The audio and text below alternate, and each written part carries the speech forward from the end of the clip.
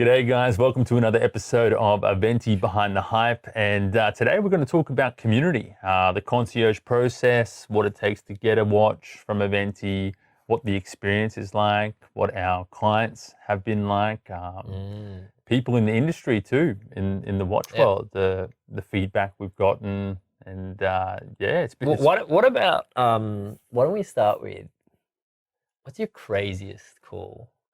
Good or bad? I've got crazy bad and I've got crazy good. Yeah, so Ryan jumps on concierge, right? Yeah, I help out the team with some of these client calls, and this is really, it is the fun part of the job. Yeah. The best part of the gig is talking to other watch collectors. Yeah. Because look, we're watch collectors at the end of the day, watch enthusiasts, and just talking to them about their collection. And don't be scared, guys, if you do apply for a concierge or book an appointment or reach out to us online by whatever means. Don't be scared. We're, genuine people at the end of the day, and we love just having a informal chat. We get to know you. And, we ask about your collection. You can ask us any question pretty much under the sun. You can ask us anything and we're going to answer it. Yeah. And so what's really interesting is that when you go into like a normal luxury watch shop and you just talk to someone, it's just the most awkward, weird thing, because you know how it's going to go. Hey, do you have this watch? No. Can I get on the list? No. Yeah.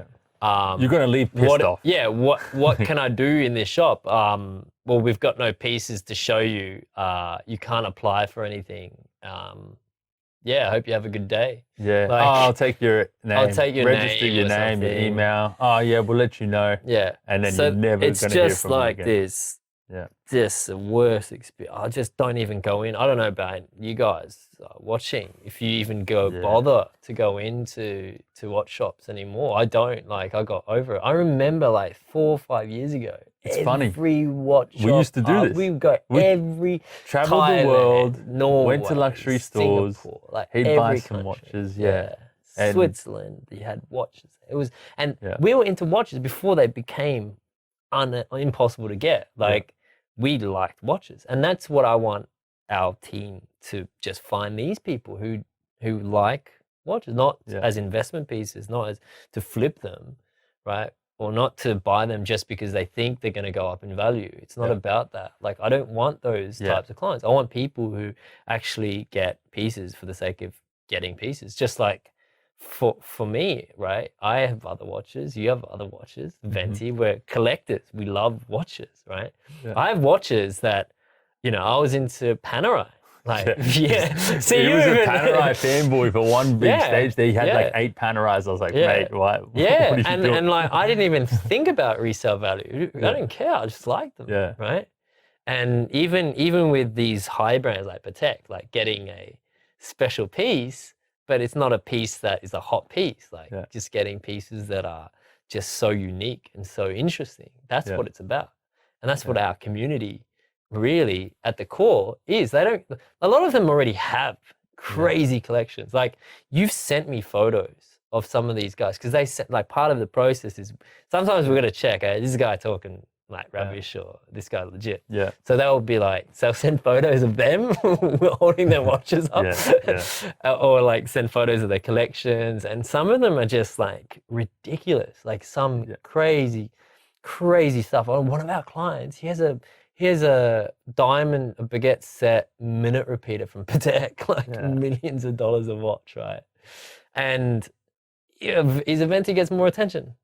Like, it's crazy, sapphire piece. In a board meeting or whatever, a social setting, that people compliment it more. Gets a lot more attention, compliments than any of these hype pieces. And a lot of our clients, I'd say 80% of our clients at least have a Rolex, AP, Patek, Richard Mille, something high-end, hard to get, right?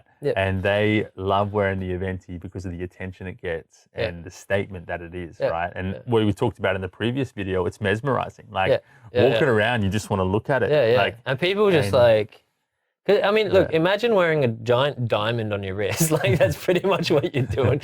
Like, just wearing a blue diamond on your wrist. It's that's funny. Pretty much it, right? Yeah. Sapphire. Going back though, before, like, a lot of people tell us, clients on the phone tell us about, horror stories or horrible experience they've had with an authorized dealer. And they're not naming brands. Some sell multiple brands. Yeah. And like we said, we were in this same boat, guys. Before Aventi, we'd walk into watch shops and we'd get this same treatment.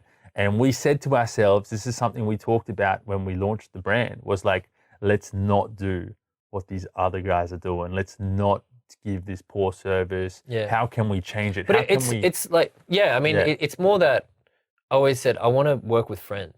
Yeah. Like I want to have friends, and we don't even call our customers. They're like family. Like we actually say that family, like Aventi family, right? Family and friends. I don't know what family is. Some people don't have very functioning families, right? So it's like the idea of an amazing family, like brothers and sisters, whatever, right? Yeah. That is what we've built with our, clients, our family.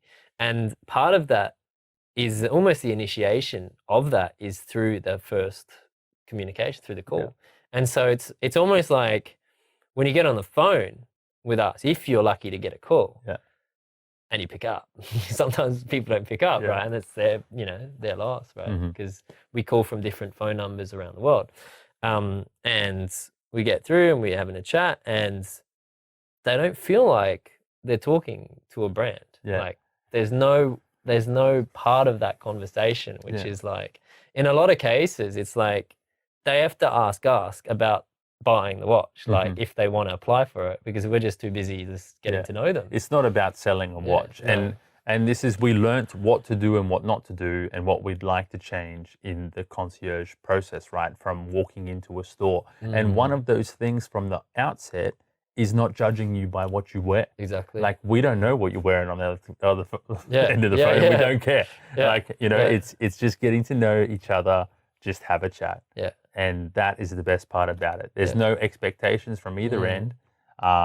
We might ask some questions that catches people off guard. Yeah, like wow. How do you contribute to your society? Like, how do you contribute to your or like, why do you want to know about my collection? Why do you want to know what I have? Oh, cool. And people love sharing stories about their pieces, or some got them as a gift or a present, or it's a sign of success for a promotion. Like, and we want to hear these stories. This is what we want to know about. I mean, even beyond collecting watches, I really, this was early training with some of the team, was I don't want to measure you on, if you are selling watches, like, because if we motivate our team to sell watches, then that takes away the whole concept of who we are. I don't want to just give everyone a piece. That's not the point. So the metric that we measure on the success of concierge calls is how well do you know that person you're talking to? Can you tell me their life story? Can you tell me about them? Yeah. That is successful call if you can do that. If you can't do that, then it needs to be adjusted. And it's two ways too. We like the people that are interested in the brand, they're asking questions, right? And it's not about selling a watch, guys, because at the end of the day, we could just put a buy now button on the website and call it a day.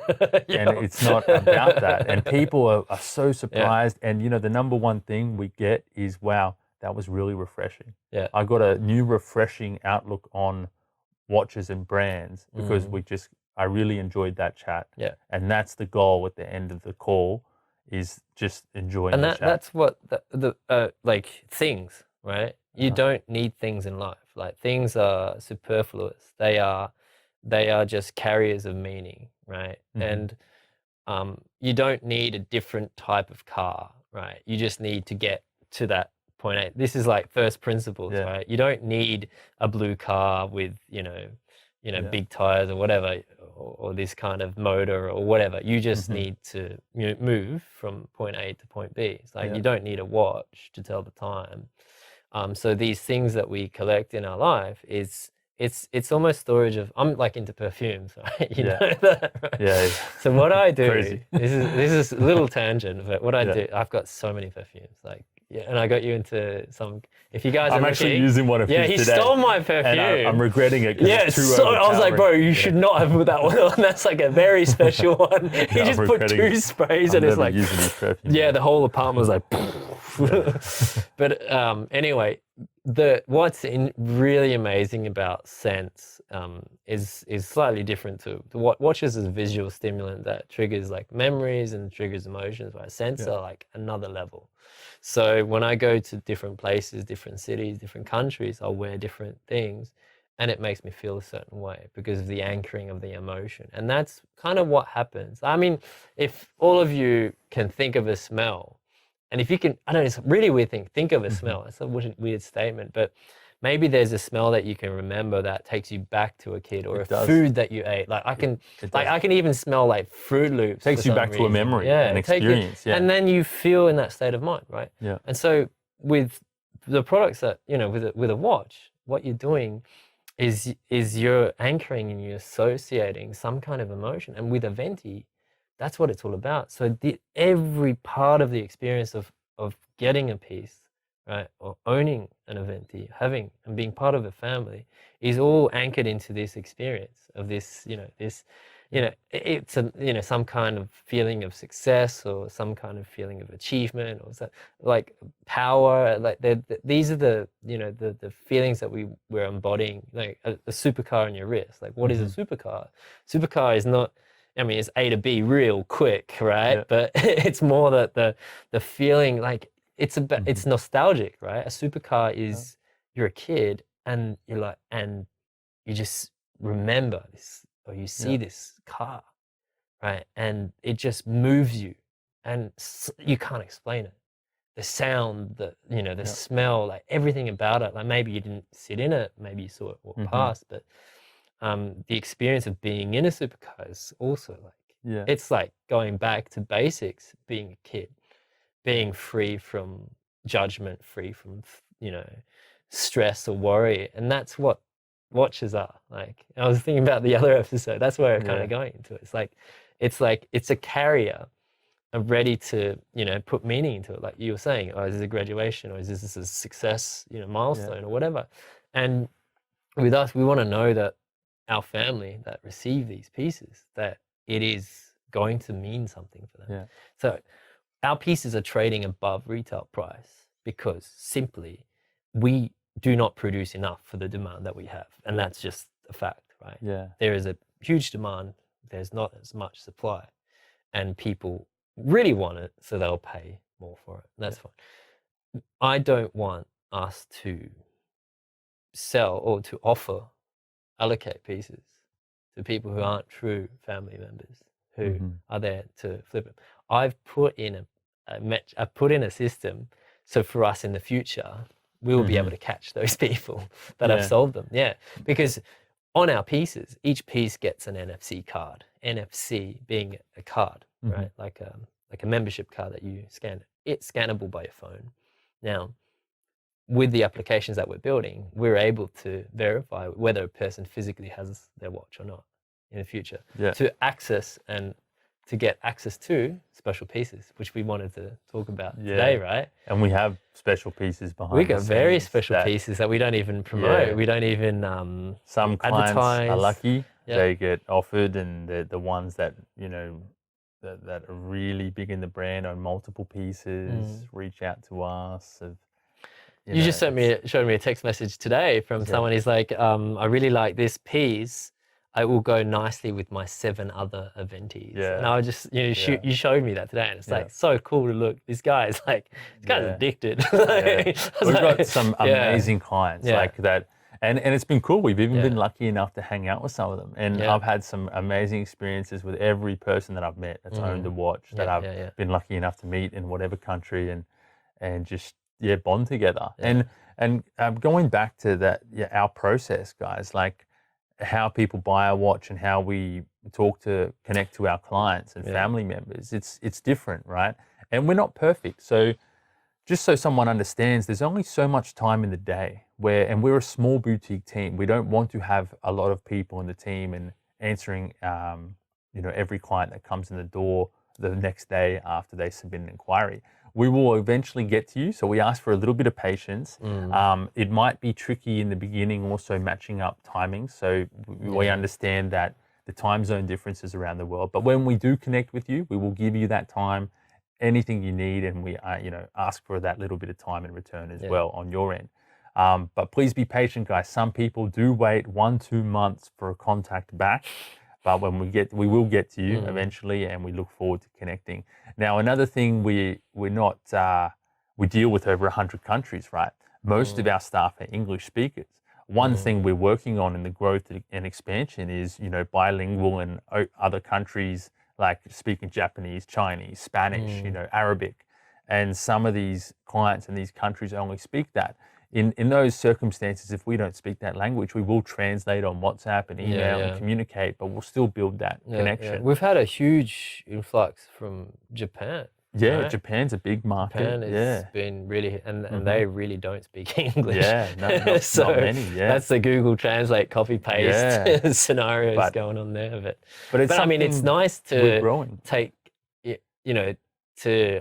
we've both traveled a lot. Like, we're very lucky to have traveled the world, and talking to people in different cultures, using translators to talk to people. It's possible, right? You can connect with people because communication is conveyed.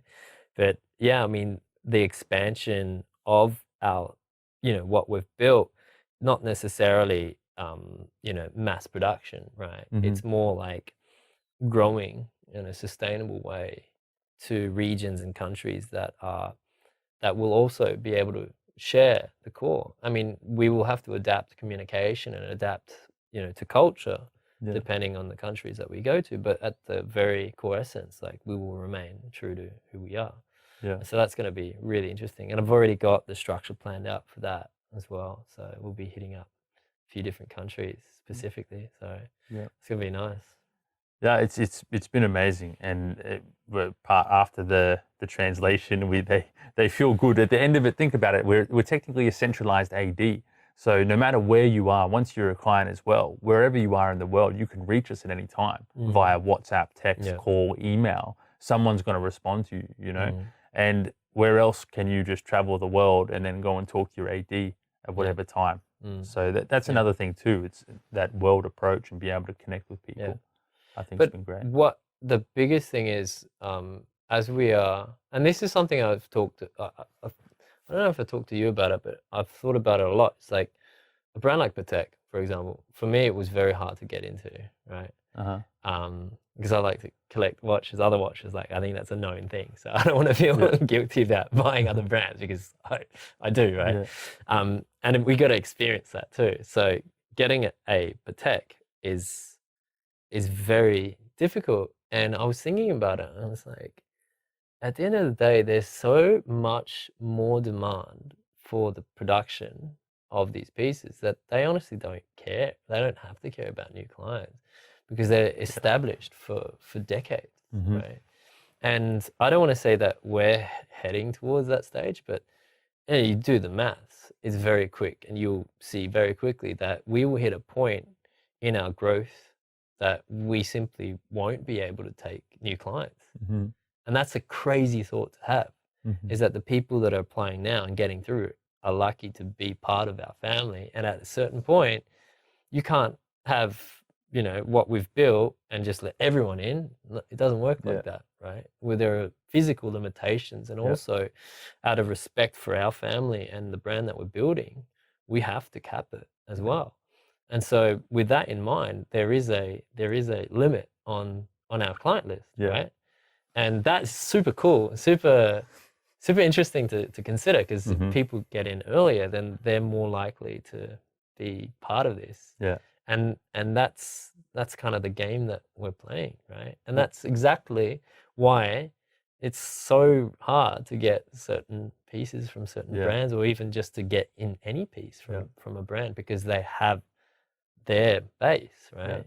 So what's crazy, like elaborating on that, is we have so much demand as well in limited production that we don't even hold on to pieces to be able to supply the demand. Don't even have certain models, a lot of the models, because it's like, I just don't have them, because we just physically can't produce what we require. Like media, reviewers, bloggers, we get so many requests each week. Send them. That pieces. People want, hey, can I review a watch? Can I see one in person? Can I do this review? And you know, the ones that we have been able to supply to are amazing. We've been able to hear the feedback from them. You know, get their feedback, talk with them, connect with them, and the praise and support has been amazing. And I love that, you know, we've been so transparent and from the beginning that a lot of these people have given us the respect when we started Aventi. Except for our good old mates in bloody Australia. Yeah, one crazy story, guys. We're not naming names. Yeah, that was a joke. When we first started Aventi, you know, we needed exposure, so we reached out to people to ask if they'd like do an article or a review on the watch, and we had watches ready to send to them. And no joke, Hannu and I are from Australia. Rejected us. Yeah.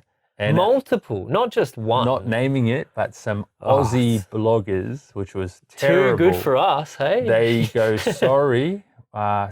First, they give us their rates, right? Mind you, they're ready to rates to look at the watch. Yeah, because it's like we they gotta want to see it. Deal with it. Yeah. But they came back to us and said, sorry, we can't review your watch or do an article on it because the other brands that they work with will be pissed off because they not in the price. They're offering a similar product at a crazy price, and you will piss them off.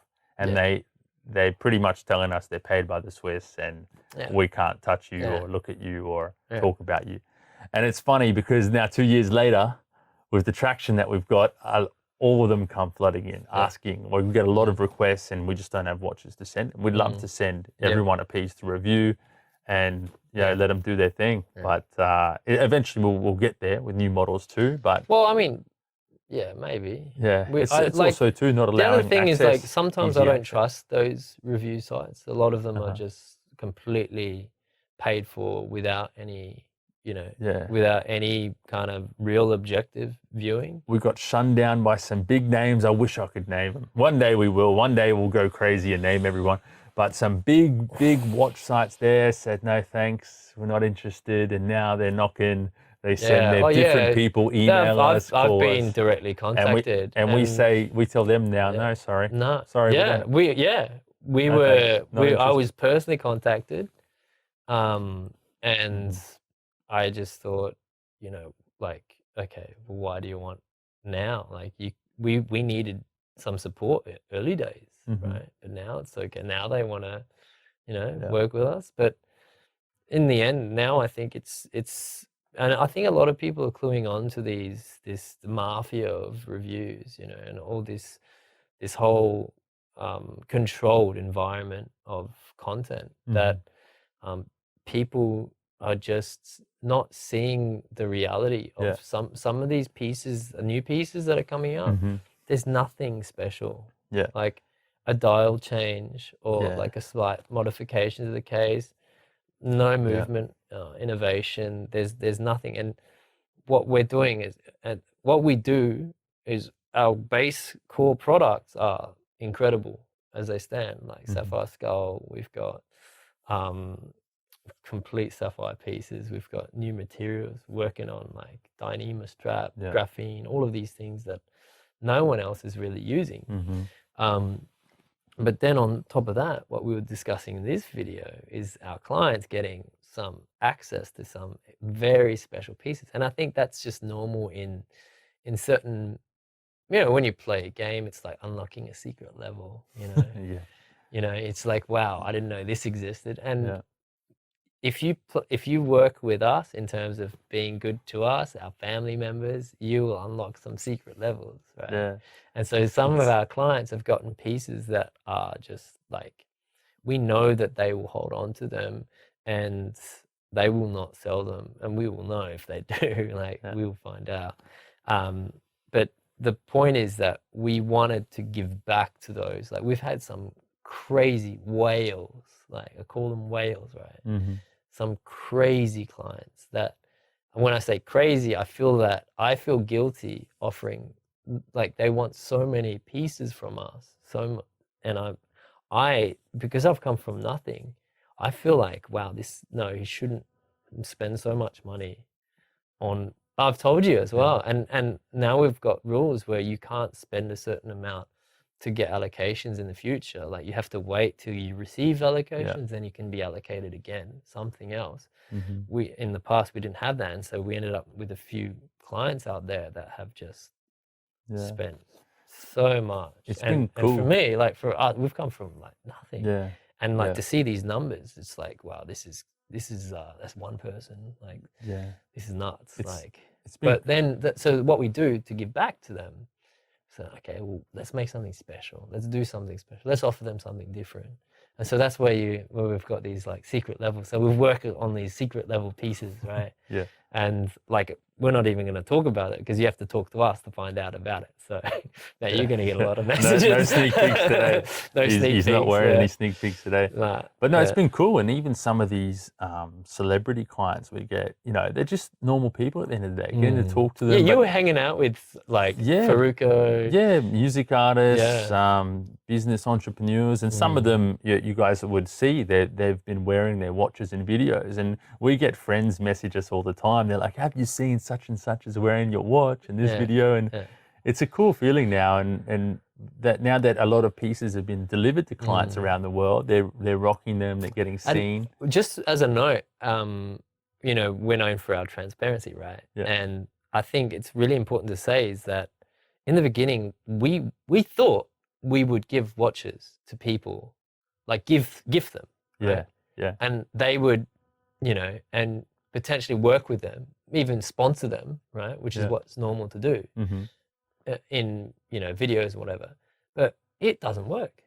No. Why? Because if someone comes up to you and gives you something off the street, like depending on what it is, obviously, but generally there's no value in that. You don't value it. You don't value it. And maybe if it's a gift from the family friend, it's okay. But if you earn something, if you want something and you pay for it, you exchange your value for that value, then you have a connection to that product. Yeah. Now, if as a brand we're giving these things away, there is no value. They don't care about it, right?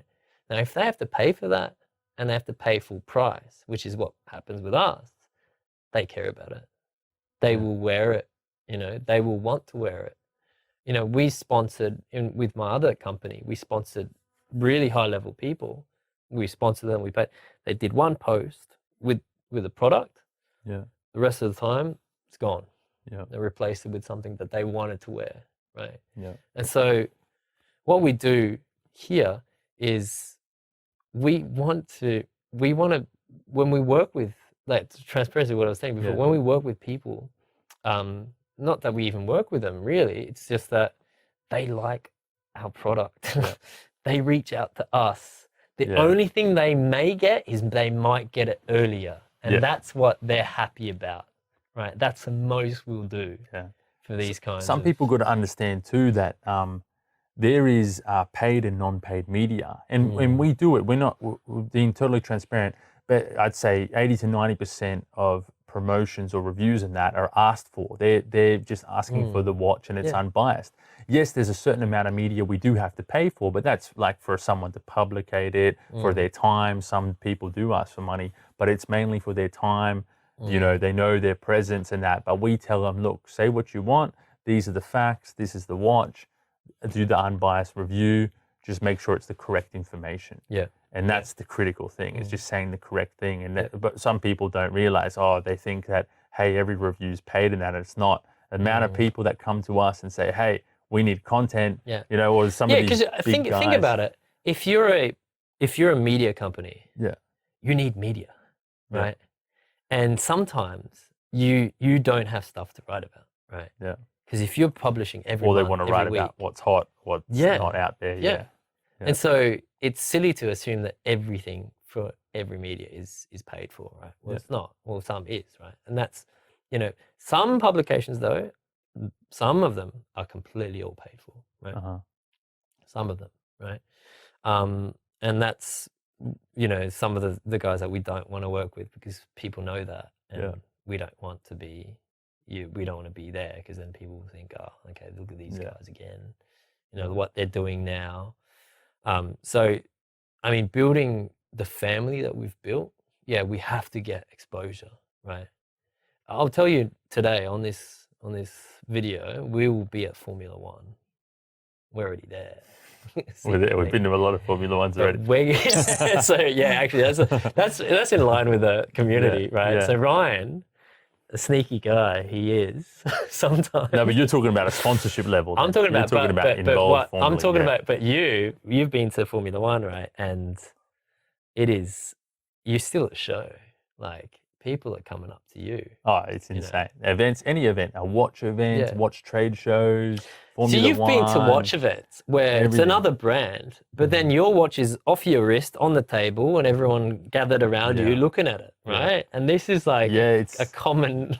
It's funny, we're friends with some other well-known watch brands, some big and some based in Switzerland. And I've been to events with the heads of these other watch brands, and the main talking point at the table when there's all these other brands is the Aventi. Everyone wants to try on the Aventi, talk about it, see it, and the feedback from these guys is just amazing. So I love the reception now. I love being, as the world is opening back up, meeting people in person, getting to connect with them on that personal level has been amazing. And the reception from everyone, from bloggers to clients to just random people that aren't even into watches, it's been amazing. So thanks to everyone out there that has supported us, that has been on the journey, has followed us, because. And if you are interested in just getting to know us more or ask questions or connect, just book an appointment. Reach out, type in your details. There might not be an appointment available, but if you register your details, eventually someone in the team will reach out to you, and then you will have our contact and be able to communicate that way. And I think today we'll wrap it up on that. It's just to elaborate more behind the scenes. But if there's more that you guys do want to see behind the scenes and questions that you have for us, feel free to book an appointment, register your details, or let us know in the comments what you'd like to see. Until then, all right, we'll catch you guys soon.